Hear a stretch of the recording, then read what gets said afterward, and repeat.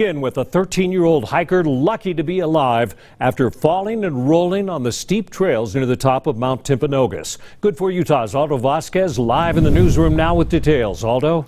Yeah, Randall, he sure is lucky. Authorities and witnesses say the area where this teen fell while hiking was very rough and dangerous. They say he was a little shaken up about the incident, but is expected to be just fine, walking away with only a few scratches.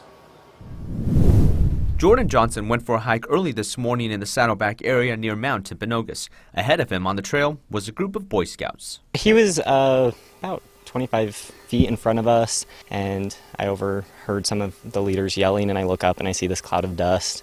The cloud of dust originating from a 13-year-old boy with the group. According to Johnson, he fell and tumbled down the mountain about 75 yards. You can see it diagrammed here in red. Fortunately for the boy, Johnson is a registered nurse and hurried over to help.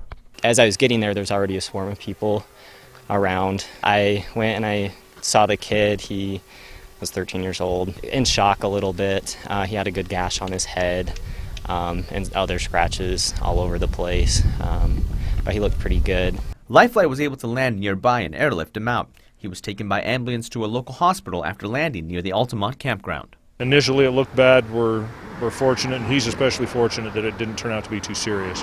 Authorities say rescues in the area are often due to the difficulty of the terrain. It's a narrow trail, it's steep and difficult terrain, and it could be something as simple as the ground underneath him giving way. It was really rocky, really loose, gravelly rock. That's what he fell down.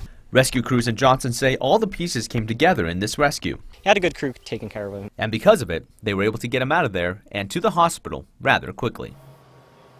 And rescue teams say the teen was conscious and alert, walking around a little bit after the incident.